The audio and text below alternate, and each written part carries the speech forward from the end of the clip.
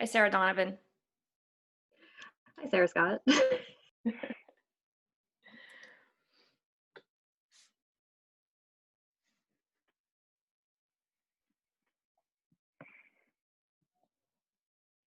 So should we get started, Grace, or are there any words of starting wisdom you'd like to impart on us from on behalf of Bonner? Yeah, there's just a couple of things I wanted to say before we begin. So the first thing is that everyone who's coming in is muted. For the presenters, you guys can say, like, if you want people to unmute themselves in order to answer a question or use the chat, just let the people know. But everybody should stay unmuted just so there's no background noise, because we are recording the session. So, you don't want any background noise or anything to like talk over people's voices. And then we will try to be finished up around 11:50. That way there's about 10 minutes for questions if that works out for you two. And if anybody has any questions for me or the presenters, just put them in the chat and I'll be watching that. So I'll be happy to answer them. And that's it. Great. So Grace, if you're watching the chat, you'll just let us know if someone has a question. Okay, great. Yeah. Great. Thank you. Because I'm going to keep the participant list up on my screen so I can see that. So I won't be able to see the chat, I don't think. Actually, I could turn the chat on too, can't I? So Grace, we are going to actually do it so that we have 3 main points and we'll do some discussion as we discuss each point. What is the hard stop time for the session? It would be 11:59. Oh, okay. All right, Yeah. good. Great. So Sarah, we can just adjust and try to leave time, yeah, at the end? Yeah, absolutely. Okay. Sure. Okay, great. So let's see. So Sarah, do you want to introduce yourself and then I'll start us off? Sure, that sounds great. So my name is Sarah Donovan, and I am a professor in the philosophy department at Wagner College. But at Wagner, we do a lot of experiential learning and interdisciplinary learning. So I was lucky enough to be able to expand my repertoire by working there. And, I went in with a specialty in continental philosophy and metaphysics, and now I do community engagement. So I'm the first year program faculty coordinator and the interim faculty director for our Center for Community Engagement. So I'll turn it over to Sarah Scott. Okay. Hi, everybody. I'm Sarah Scott. I am a faculty member in the visual arts department. My area of expertise is ancient Mesopotamian art history. And I too have had a journey from that world into the world of community engagement. And it's been a very fun and enjoyable and educational ride. I'm serving now as the Dean of Integrated Learning, and in that capacity, I work to help organize the 3 learning community programs that Wagner has as part of our curriculum. And I've also been working with the Center for Leadership and Community Engagement this past year as we work through better structuring and transitions in leadership on the campus. So so today, Sarah and I, with the help of Arlette Cepeda, who's the director of the CLCE, who's played an instrumental role in much of this work. We're happy to share with you all the kind of 3 prongs of the 3 pathways that we have been working on this past year as part of the CEL initiative through Bonner. And I do want to just say, take just a few moments to say how important this work is. And particularly in this moment of stress and unrest across the country, that working with the community and Wagner as being part of a broader family of community engaged professionals and students and community members, that our aim as shared by many college presidents in higher ed today is it should be higher for what we do. And thank the Bonner Network for all the support and programming and opportunities that that they present and in this work. So the goal of the CEL over the course of the year, under the aegis of Bonner's mission and running very close to Wagner's mission, it is to more deeply share and make meaningful the values and outcomes of community engagement to faculty and to academics. And so Wagner has, for a time now, for years now, had a tradition of community engagement and civic work. And there have been an amazing group of faculty who have spent a lot of time and a lot of effort working with the community, particularly our anchor mission in the Port Richmond community has been essential in us bringing some of the community work, some of the community's needs to the forefront of what we do as a college. And so this grant opportunity, this initiative has given us the chance to kind of expand out the reaches of community engagement across the college and across the academics in a way that we're really excited about. And so we'll be sharing with you today how that 3 ways that we've been doing that work. So first, what we're going to do is we're going to spend about 5 minutes just giving you an overview of each of these 3 pathways that we have worked on.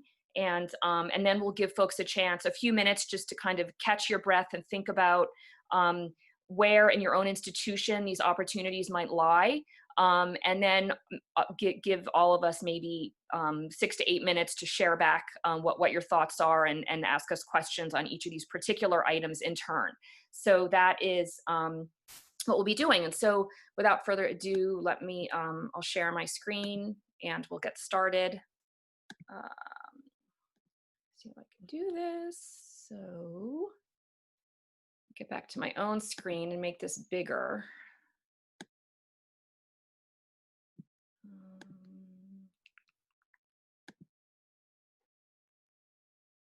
Okay, great. There we go. So here's our opening screen. And again, I'd like to acknowledge and thank all of the folks at the CLCE for the great work they're doing. And Arlette Cepeda in particular, give a shout out to her, send her some Bonner love for all the great work she's been doing.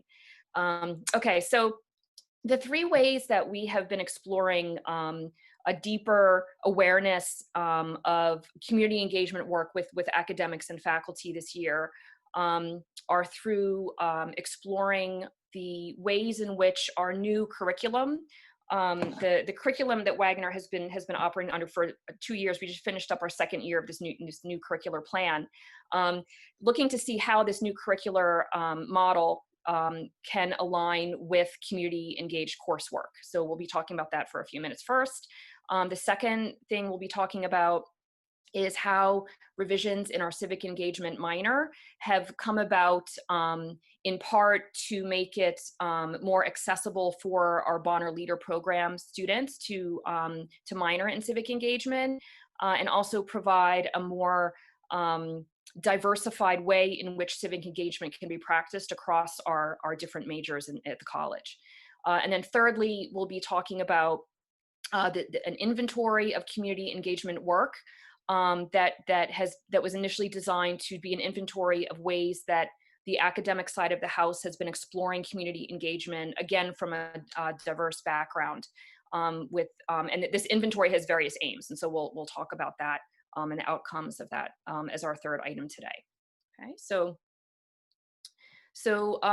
first, I want to talk a little bit about the curriculum, about Wagner's new curriculum, just so that folks have a basic working knowledge of what it looks like overall and how we're thinking that we may be able to include community engagement as one of the curricular requirements for all students at the college. And this is our kind of pie in the sky desire to those of us who work in community engagement. This is what we're hoping to be able to do in the coming few years as we work on this this curriculum.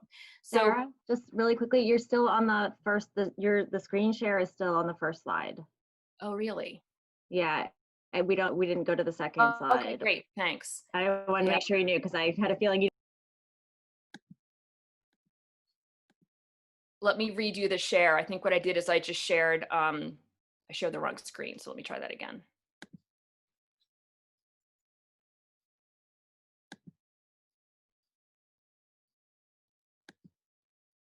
Okay, so now can you see the second slide? Okay. We're good. Or third slide. Okay, so our new so the Wagner plan, right, in quotes there is the nomenclature we use to refer to our gen ed curriculum. And there, in addition to different types of learning communities that students take across their 4 years, in addition to their major and minor, we have our the revisions that we've made relate to our general education curriculum, and that is now, rather than just being a series of courses in different disciplines, or what we now call our knowledge areas, we've also included a series of skills that students are very visibly practicing and accumulating as they work on their classes across the 4 years. And these skills have a variable list. They include items such as critical reading and analysis, information literacy, quantitative thinking, technological competency, oral and written communication.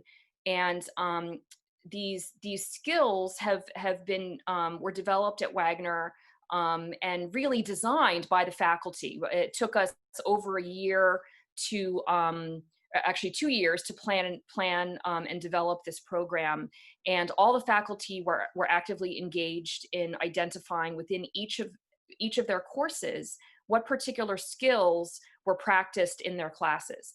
So courses are identified as either in having an intensive practice on one of these skills, or a practice-based component in these courses. And so this kind of lighter touch and more intense touch were what was the structure that we were thinking community engagement might be aligned with. And so with the CEL, see if I can get back to my page so that I can advance my slides here.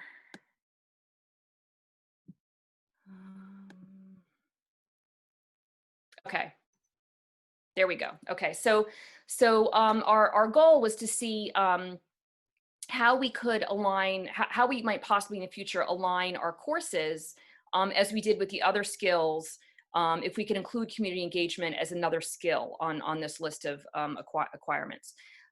We have a number of, and then within the CEL program, we have a number of courses that we were offering as part of the initiative.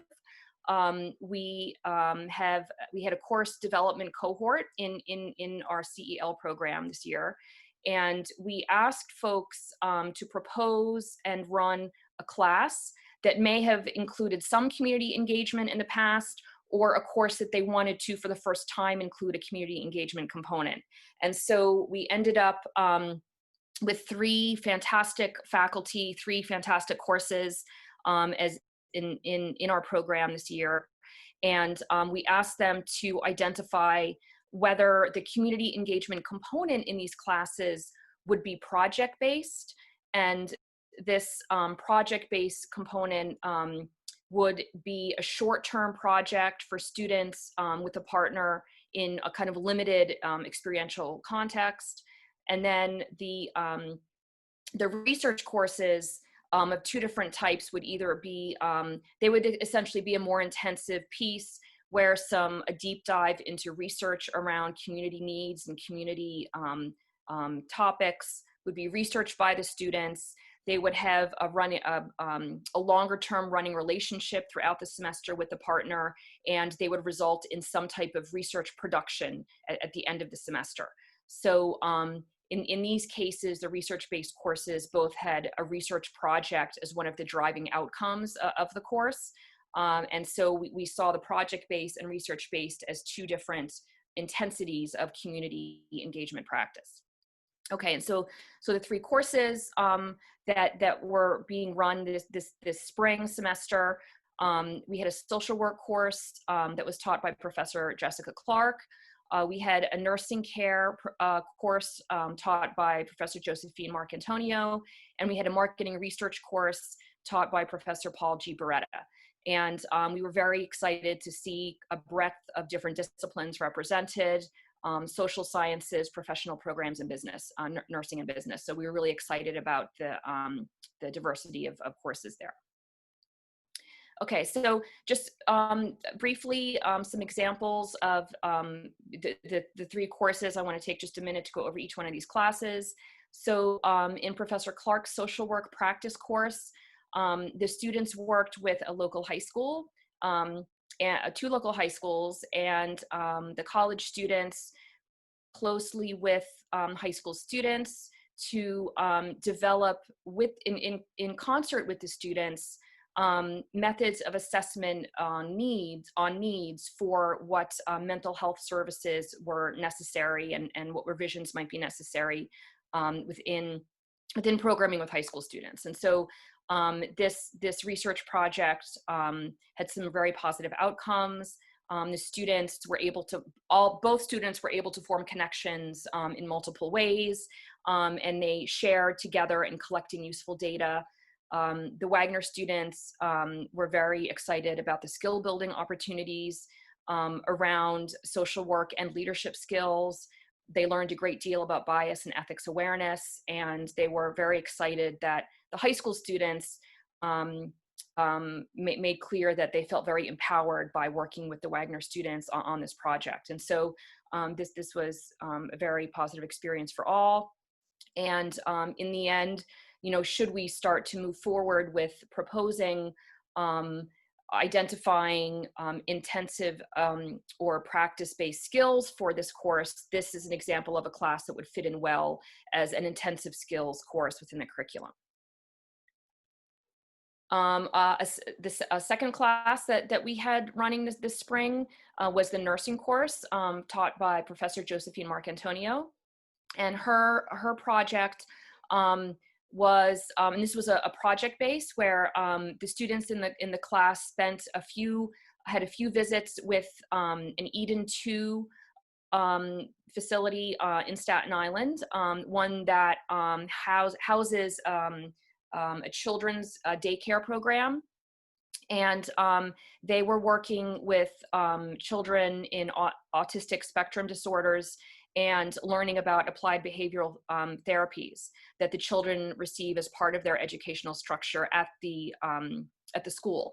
And so the nursing students were able to observe and talk with the students and the teachers there about their experiences and the struggles and victories that the teachers and students experience there.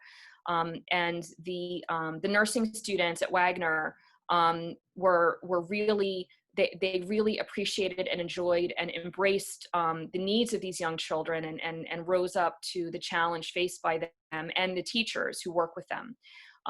The students, Wagner students, came away with a sense of need for stronger advocacy and the needs for working with such a vulnerable population. And a course like this, where the students are working to kind of learn and do some observation, it would appear would be more aligned with a practice-based community engagement skill, and that one benchmark that may be important for us to explore as a result of this particular project that might be applied to other practice-based community engaged courses would be looking to see how an experience or a practice-based immersion with a community engagement project could lead to helping the students develop their own research questions for a future research project. And so one way that we might envision a course like this to then branch out and lead to maybe a second semester course, maybe we could see an internship or a tutorial or a research project emerge out of a practice-based class that would be a more intensive look at a particular question. So that's an example of a practice-based, possibly practice-based skill in community engagement. And then the last but not least example or course that we ran this spring as part of our teaching cohort was Marketing 401, a marketing research course taught by Professor Paul Beretta. And in this course, the students are spending a lot of the semester learning research methods, qualitative research methods in marketing and business. And they're looking to see how, and in this particular iteration, they were looking at research with community organizations to see how questionnaires and assessment tools could be used to improve the work of community organizations with their clients. And so this was a really interesting project that Professor Beretta and his students embarked on, as the community partner with which they were doing the research was our own Center for Leadership and Community Engagement. And so the students developed a series of questionnaires based on best practices in their own research that they were able to give to the Wagner community to learn how the Center for Leadership and Community Engagement is perceived in the eyes of the community at Wagner. And so this was a really valuable outcome for the college. So the study included a number of very applicable responses that have been coded and is now serving as the foundation for an assessment tool that the CLCE will be able to use to take the temperature of their services and what they provide to our campus. And so again, this very, similar to the social work course, is a class that we're looking at as a possible example of an intensive-based skill course as we think about moving forward with this type of work with a curricular alignment. So based upon what we found from this component of the CEL and our thinking about how courses could be structured to fit more directly into the academic structure of the institution, we're thinking about writing up a kind of a detailed outline of how these courses functioned, right? Developing a template for how community engagement might be infused into any given class on either a practice or intensive model. And then discussing with department chairs and other faculty the possibility of whether their courses might be adjusted in a way that could also be aligned with a structure such as this. And we also want to see what other, as we continue to work on our community engagement partnerships and work with partners, we want to see, continue to explore what opportunities and needs that the community has so that we could help work as kind of a mediator to, again, connect faculty and their intensive or research-based interests to partners whose projects might be appropriate for those classes. So I guess what we could do is we could take a quick few questions if folks have them, and then give everybody a couple minutes to think about their own community engagement courses on their own campuses, and how those courses, either maybe you could share with us either how those courses are aligned with your curriculum in some way, or share with us if your institution has been thinking about trying to attach skills to community engagement, or some way that your curriculum might be aligned with community engagement outcomes. So first, I guess, any general questions that folks might have?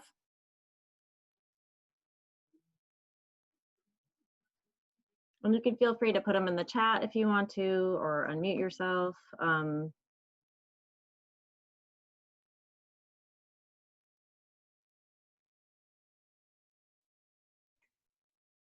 Hi, this is Ann Pfeiffer from Mars Hill University.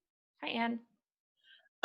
One question I have for you all at Wagner is, for faculty participation, are these, when you go after courses or participation, are you targeting classes that you might think are useful for your service placements, or are you looking for primarily looking at faculty who want to engage in the community?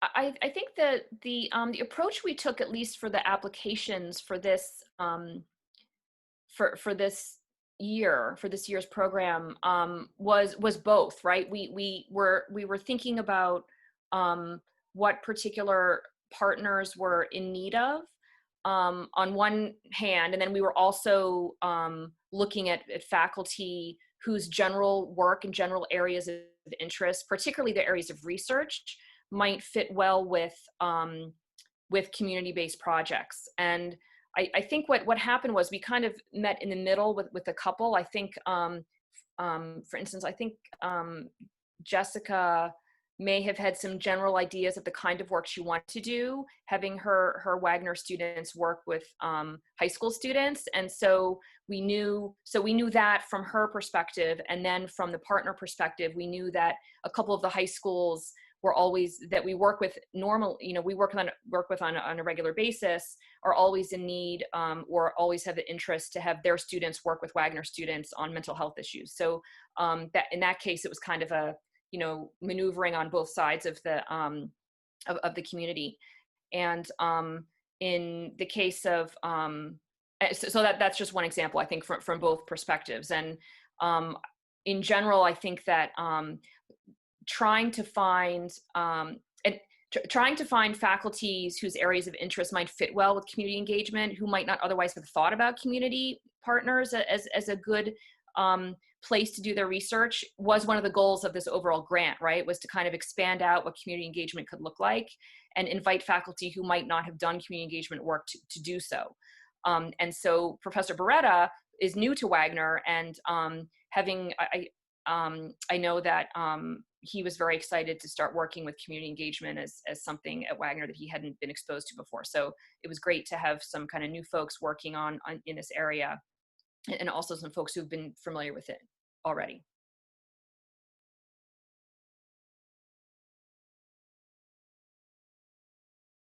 You're muted, Sarah. We have a question in the chat as well about, it dovetails with the previous one about how this affects staff time that's needed to support the faculty and partners in doing the work, which is a great question.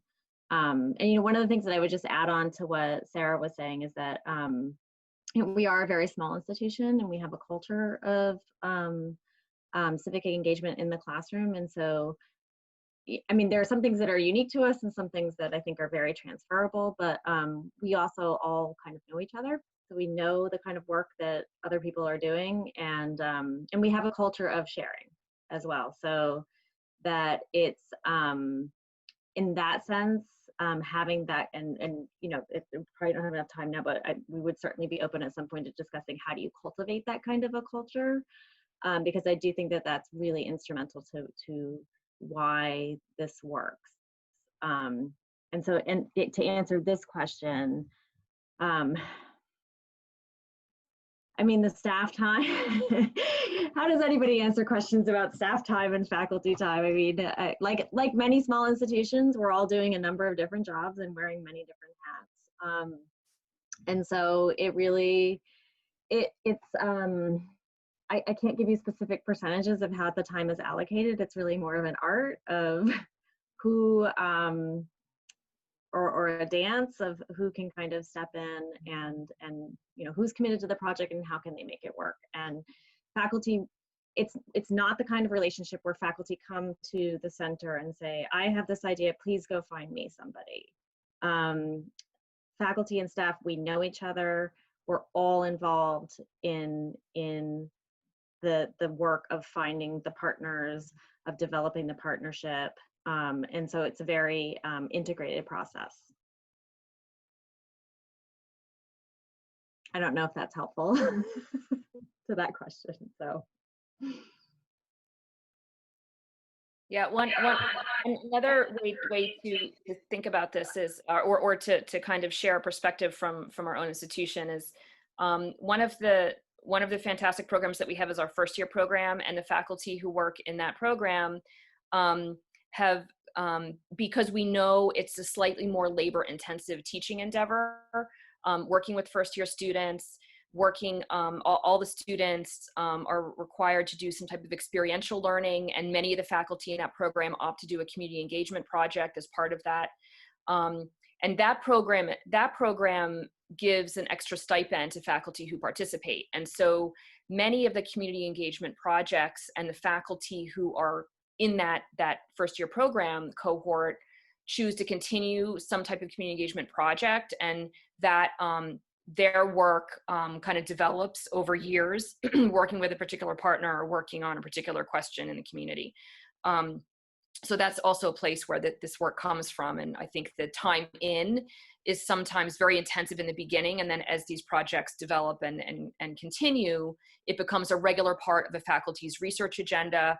And that's the second part I wanted to share, is that the production of research that comes out of community engagement, especially when it's linked with the faculty's other areas of scholarship, is very much appreciated and counted in the tenure and promotion process at Wagner. And so that's another place where kind of time counts.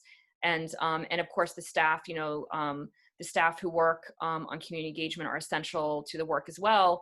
And it really is, we do see the staff as partners, faculty staff partnerships in developing these support structures are essential. Good. Do we move on? Yeah, okay.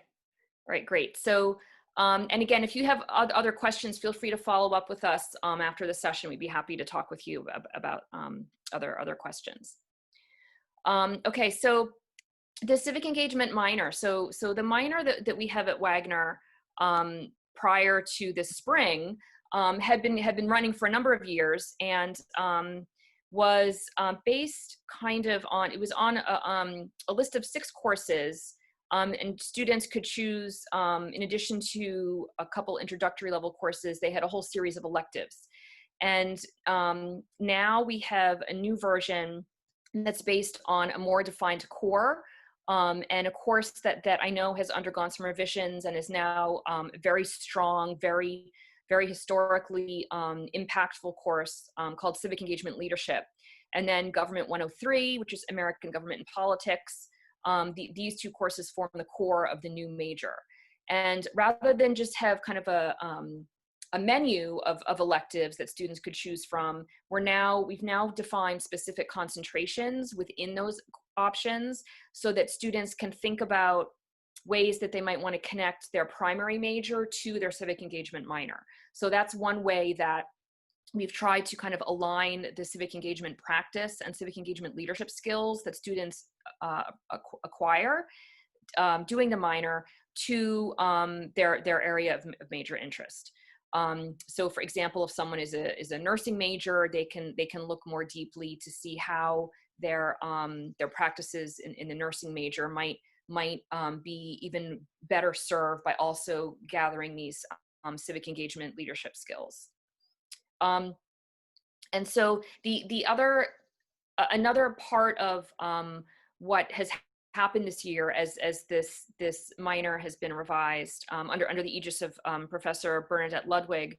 Bernadette is in the sociology department, and so the minor is now officially housed within an academic department.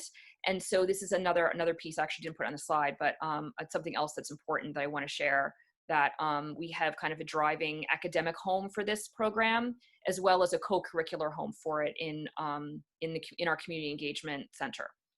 So then the second bullet point here that has been a really important part of how we adjusted the minor was to think about how the minor could be a benefit and a service to Bonner leaders. And so we're now moving forward, we're asking all Bonner leaders to also complete the minor. And we see this, we see that the minor as something on the students, not only in developmentally, but something that can visibly be shown on their transcript, is something that can really help to bolster the power of the Bonner Leader program for the students after they graduate, so they can come away with this minor. And the other piece that is really important with this alignment is that the seminars that are so essential and so wonderful for the students to take part in as they move through their Bonner Leader experience The work that they're doing in the seminars is now, the seminars are now going to be offered as a lab. So they're going to be a 0-unit lab as the Bonner program emerges. And these labs, the content that they talk about in their labs, they will be able to directly connect to some of their classes in the Civic Engagement Minor. So they'll again see that connection between the civic engagement work that they're doing as Bonners, which is above and beyond the Civic Engagement Minor, but then it will give them a track, an academic track within which to really gather steam and make those connections in a real way. And so this is what we've done with our Civic Engagement Minor, and we're looking forward to starting this program this coming year with our rising sophomores in the Bonner Leader program. Let's see. Okay, so our next steps for this, for the minor, is to see, now that we have this structure in place, we want to see how we can start deeper conversations with each department about how their majors might possibly be more rigorously connected to the minor.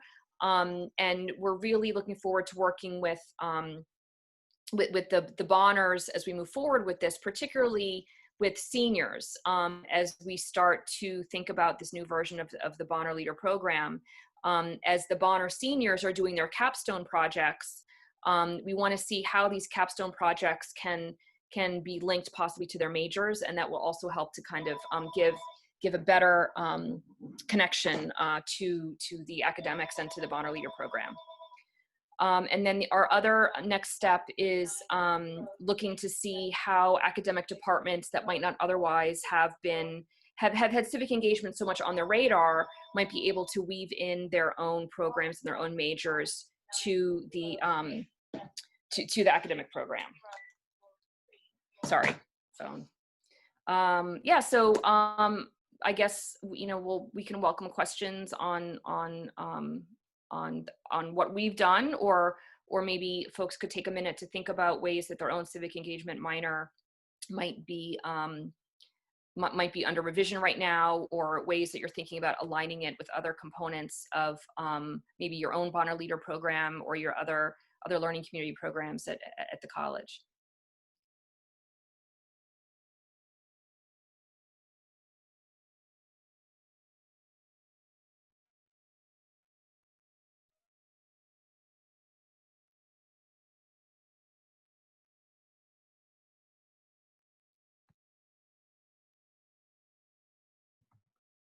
And again, feel free to either unmute yourself and jump in, put something in the chat.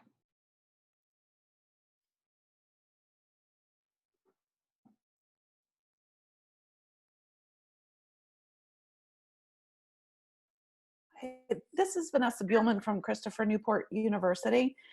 Did you say that, I don't know what I heard, with your Bonners now having the expectation for them to complete the minor?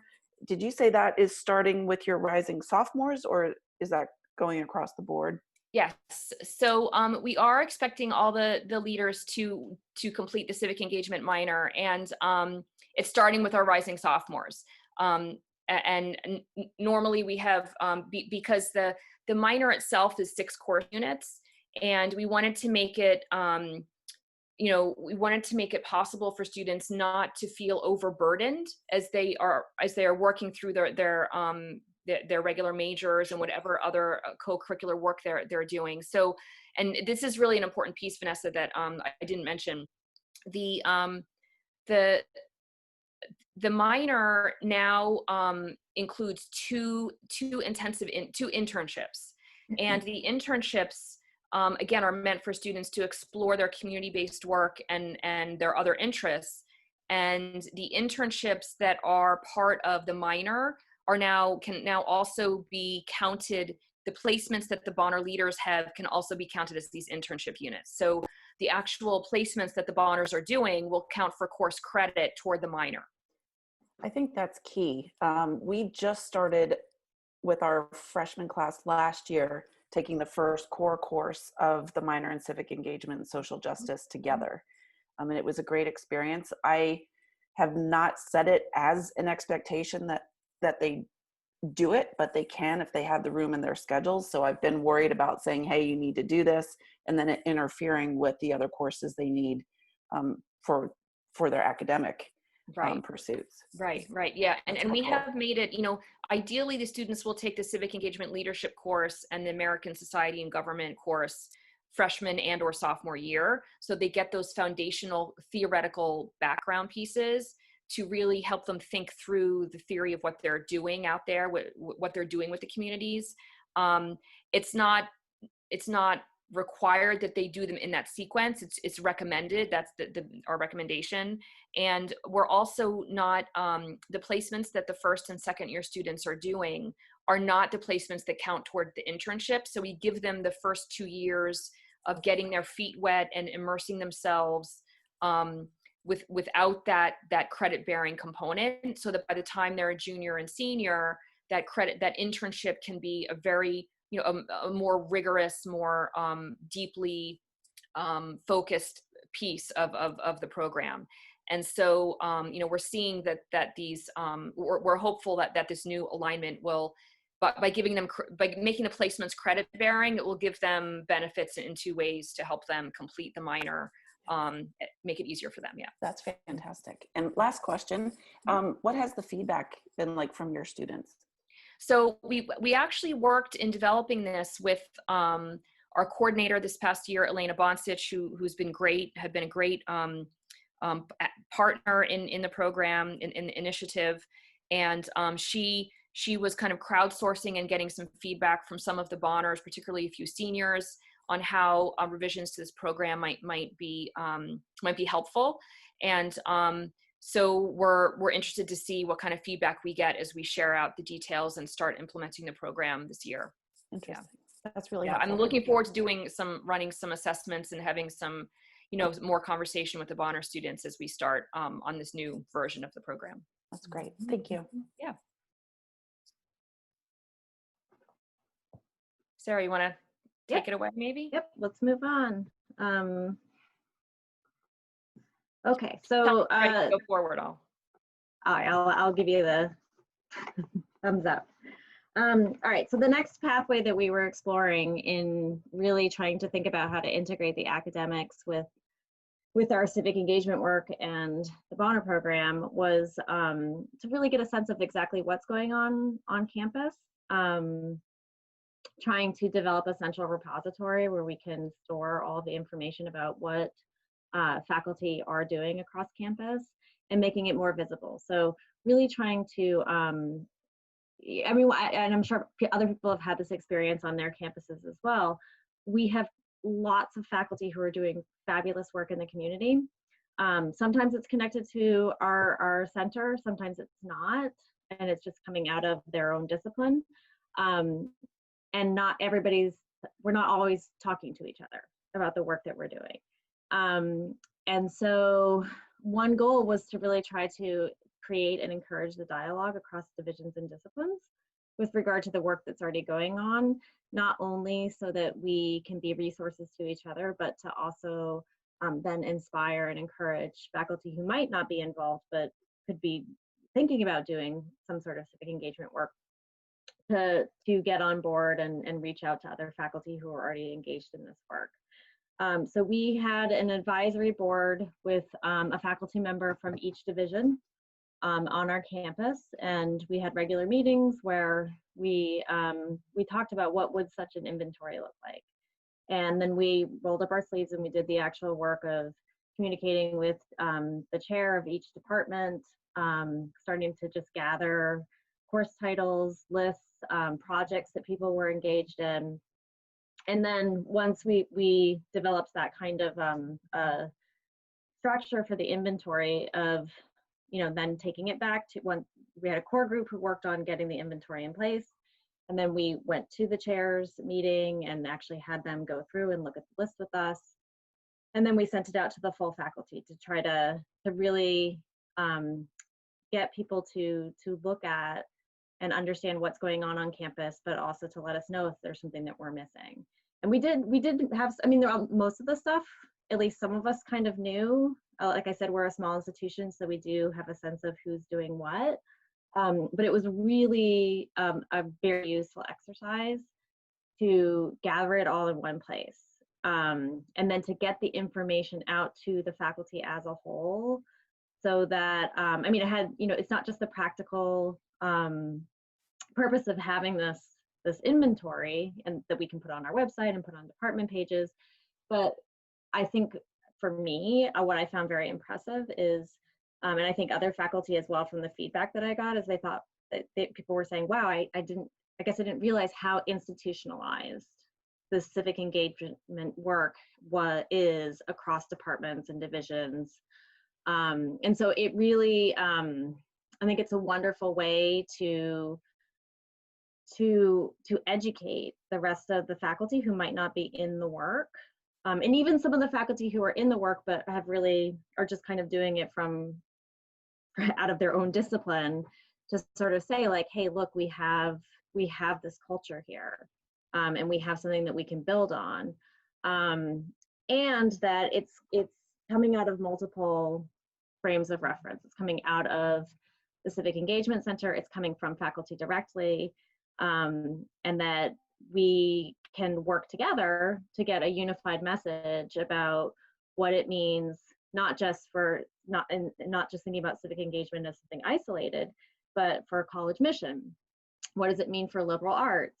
So really trying to pull all those pieces together so that faculty and students and whomever is visiting our webpage can see that we have a central vision for how we understand that civic engagement work as central, not just to issues of social justice, community engagement, but also to academics across multiple disciplines.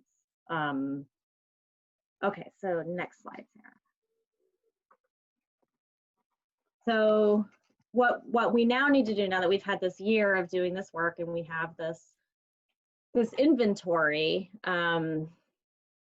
we want to figure out how to sustain our faculty advisory board, because it's key, in my opinion, and I think also for Sarah and Arlette, that we were able to pull together faculty from different divisions and start developing a common vocabulary, and just getting used to having that kind of dialogue about the work that we're doing. And we want to keep that advisory board going to see if we can keep our fingers on the pulse of what's going on across campus.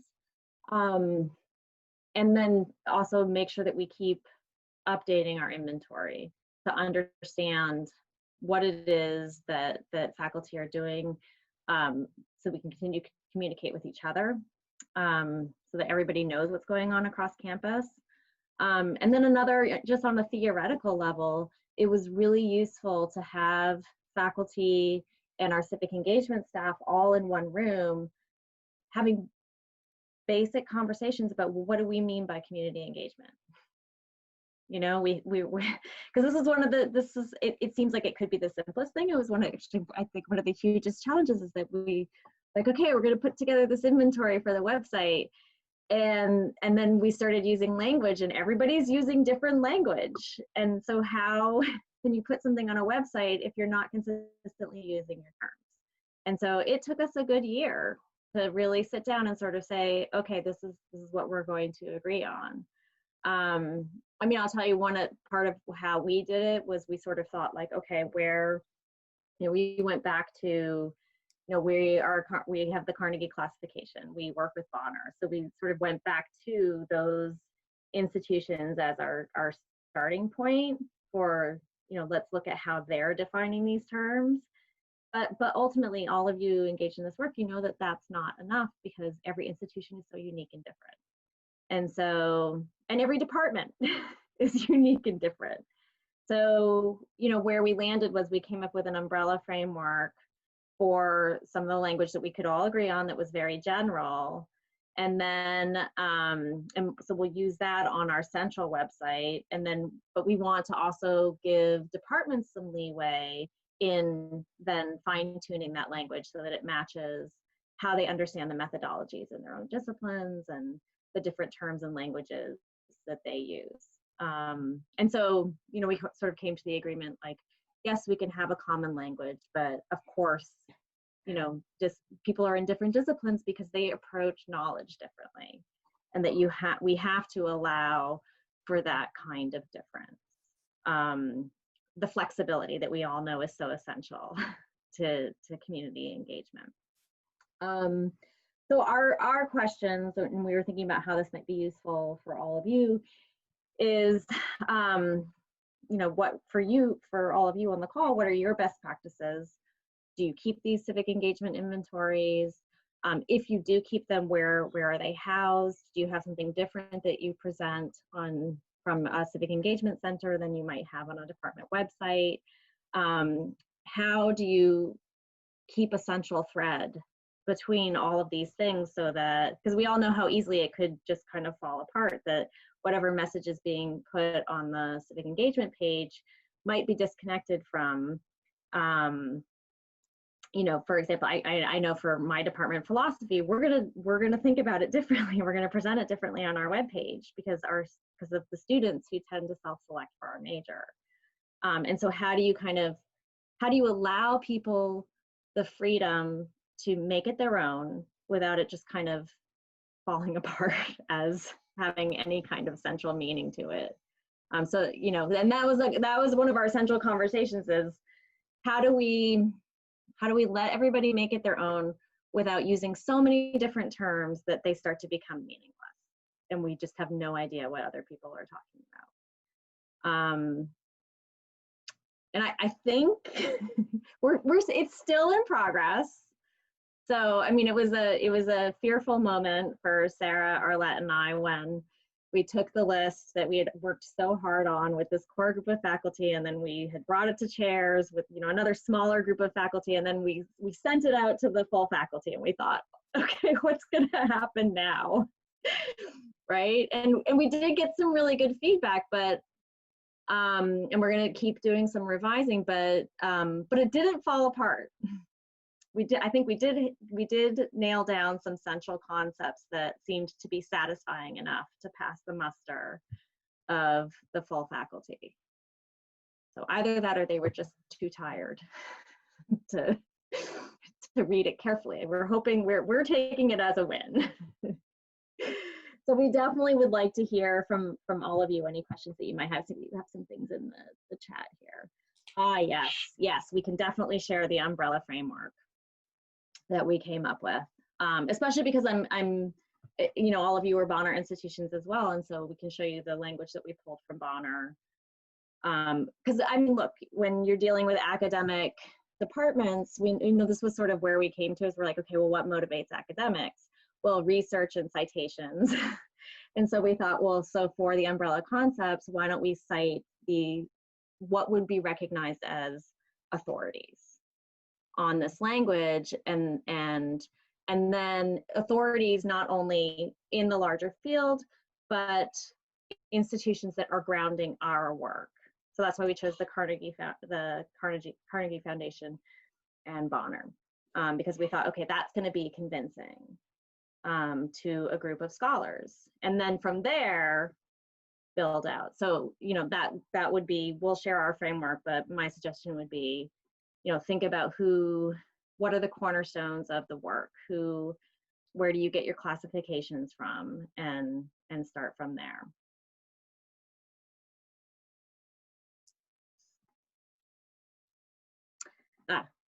Very good question. Was there input from community partners?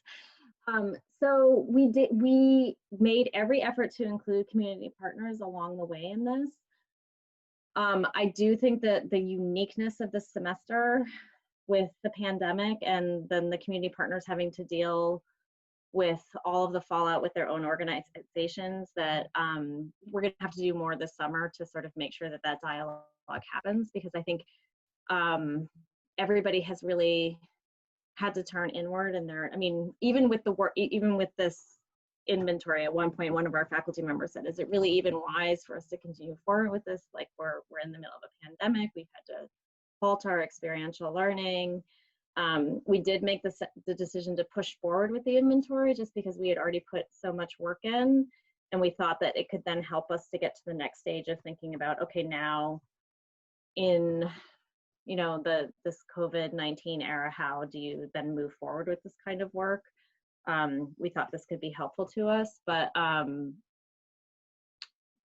think all of you have had similarly strange semesters where we want to include the community. We don't want to burden them with more work, or what may not be the priority for them right now.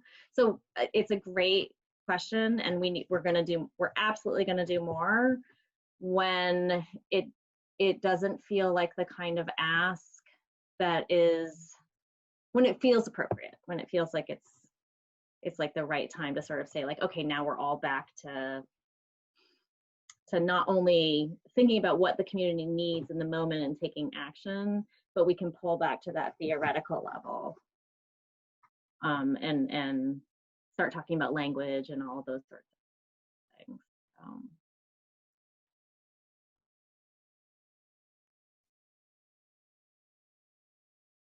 Can I just ask you to follow up on what I realize that with COVID-19, where you're at and that kind of thing, but I guess in my own experience with working with our community partners, the language that we develop on campus is so far from the language that they're using. Yeah. And so I guess, does this mean we have another website language targeted at the community partners at their point of engagement with the university? Like, is that your vision? I'm just trying to grapple with that in light of my experiences on my own campus. Yeah, I think that's a great point. I mean, I would say ideally, and I don't, you know, as a professional philosopher, I don't know that I even know that this is possible, but we can dream about it, that it would be great to figure out a way to somehow get a consensus that about some language, that some general language that works for everybody, that then can, on the more individual sites, be divided out according to whatever the speak is of a particular discipline or an organization, because everybody has their own language and vocabulary. So I mean, I think it's such a great question, and we have a lot of work still to do on this inventory. We have a lot of work, and the feedback we did get from faculty, nobody sort of said, like, stop doing this work, you know, it's impossible. But one of the things that we took away is we have a starting point. We have a starting point. Yeah, and I just want to jump in too and say that one of the things that was really clear to us, I would say, a year and a half ago, after having a couple faculty meetings, particularly within the first year program, where we asked folks in the program to go around and talk about what they did, what kind of work they were doing in the community. There was a lot of misunderstanding and confusion about what that meant, what the terms meant, and that was a signal to us that the faculty, that we needed to embark on a faculty focused research project so that they could start to understand what from many places what community engagement meant. And so that was I think right around the same time that the announcement came out about the Bonner initiative. And so, you know, we had that moment of eureka where we thought, okay, this is a great opportunity for us to have faculty engaged in learning about what community engagement is.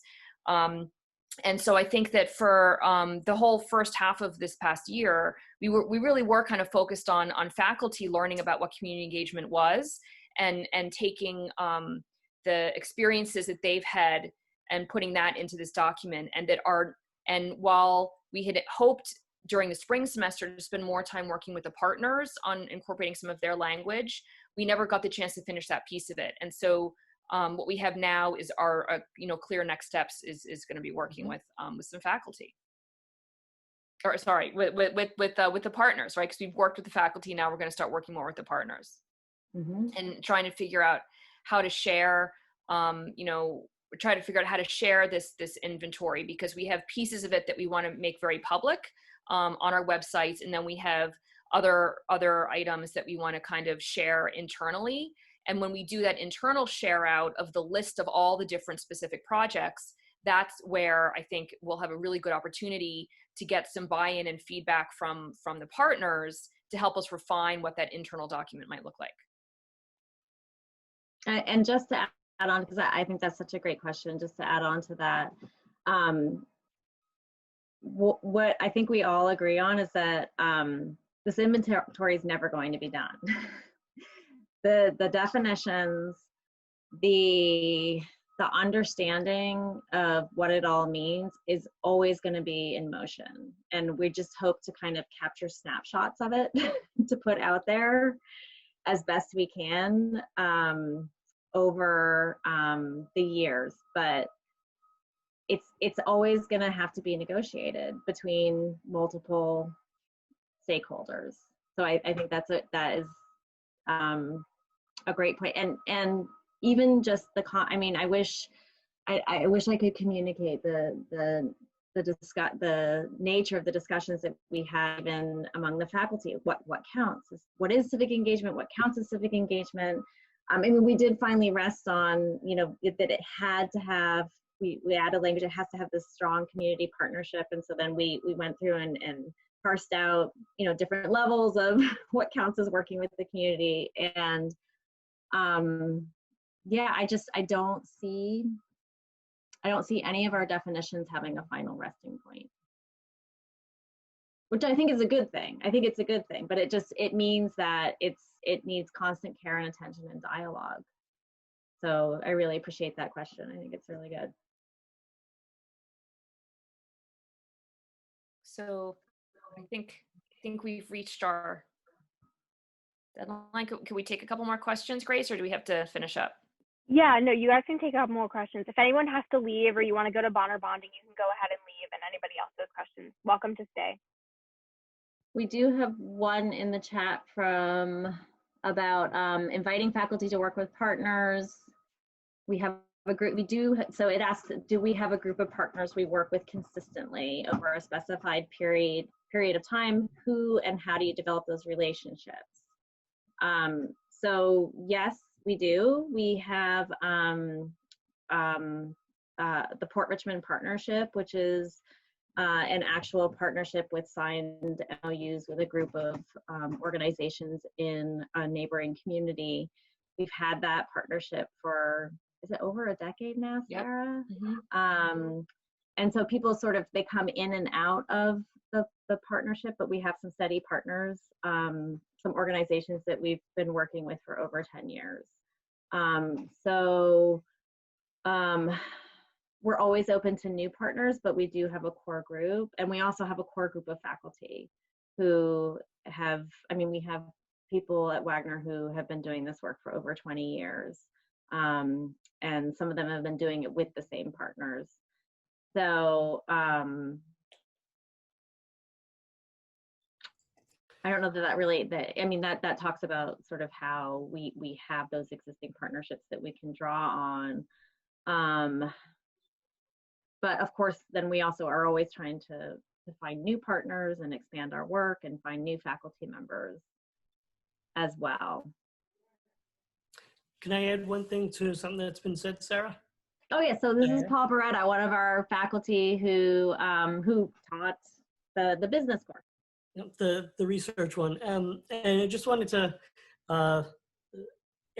supplement to what was said about the kind of the faculty perspective that was gathered.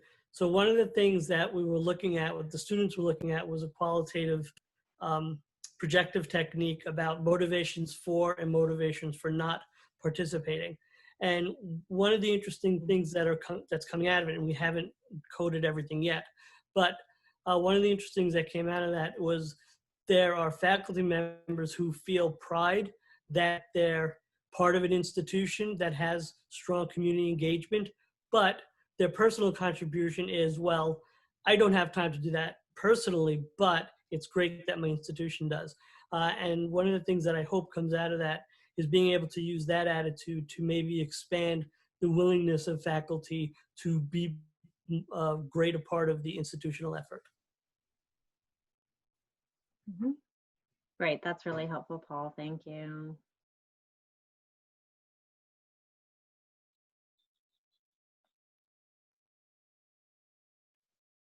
Hello, may I ask one question? Of course. Thank you. This is Ali Gumus, by the way. I'm from DePaul University. I'm a rising sophomore and also a Bonner scholar. So I see you have talked about associating the student CE minors with their academic majors. So my question is, when students join their project-based, which is based on their majors or based on which course they wanted to take? Like, for example, would medic students join the course that involves nursing while economic majors attend the course that involves marketing aspects or so? Yes, I think that it would be up to the student really to make that determination on their own. In some cases, I'm just trying to think back to some Bonner students who, for example, were pre-med or interested in pursuing healthcare professions after college. That in those cases, students might align for sure their capstone project with both their major and their civic engagement work. But in other cases, you know, a student might choose to major in English and still pursue the medical field after maybe you want to go to medical school or do some graduate work in the medical field. Then they would have they would have an option to do something even more creative, right? Something that might intersect both their liberal arts major with their interest in working in the medical field, with the third intersection being community engagement. So it really is kind of a write your own story opportunity for the Bonner students to be able to put together the minor in relationship to their own, either their major or their other interests, right? And you know, it's possible to double major at Wagner. It's possible to have a major and then 2 minors. So you know, it really would be up to the student to kind of think about what their interest might be and develop their own kind of custom built version of what community engagement looks like for them. So it doesn't have to be linked to their major, but it could be, right? The idea here was, one idea was to make it easier to acquire the minor while still exploring, you know, multiple disciplines, either professional programs or liberal arts at Wagner. Mm-hmm. It was to kind of clear space, and we do allow across majors and minors double dipping, so up to 2 classes can count toward both things. So again, it makes it possible for students to think about this as, you know, how many filled buckets can I come out of Wagner with, and what can I do that really helps me to see connections across these different disciplines. Because that's what community engagement is, right? It's about making connections between community, finding the need in the community, finding your own passion, and doing it with a deeply educated academic groundwork. And I would just, that's a great question, and I would just add on to that. It's part of our overall goal at Wagner. I know I'm very committed to this. Sarah Scott's very committed to this. It's this idea of, you know, it's like not only with community engagement work, but also with work on equity, diversity, and inclusion, of emphasizing that these are things that belong across the curriculum.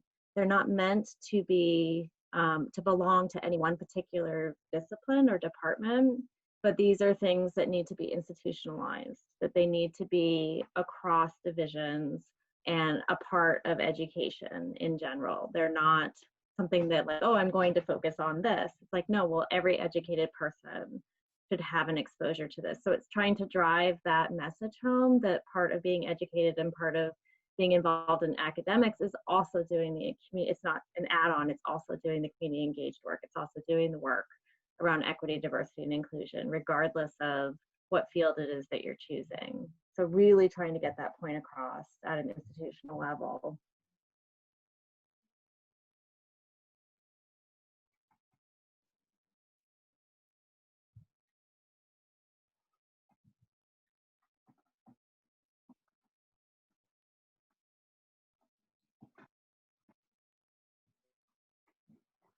And of course, if you don't have a question right now, or you're still formulating your question, you know, we feel free to email either one of us or Arlette. Really, I mean, or Paul. I'll offer Paul as well as somebody you can email. we're more than happy to discuss anything about our program and to share ideas and learn about your programs as well.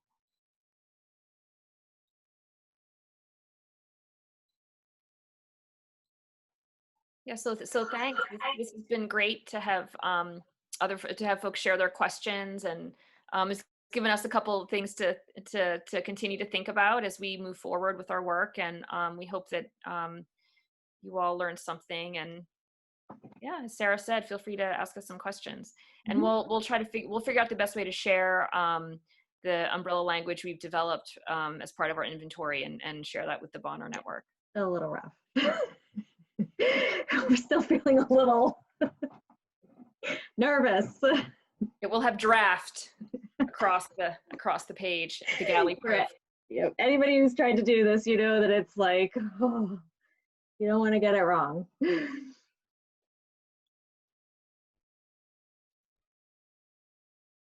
No, Grace, do they have access to, I can't remember from the 11 o'clock session, by just looking at our bios, everybody can see our email, or is that something that we should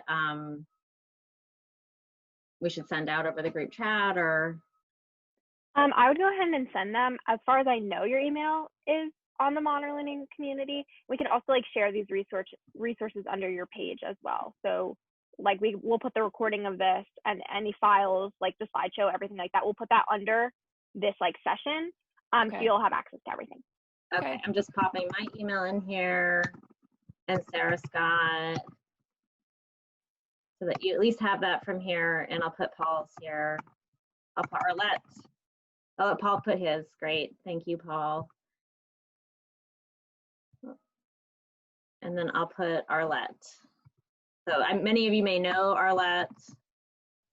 If you don't, she's an amazing resource. Here she is. Oh.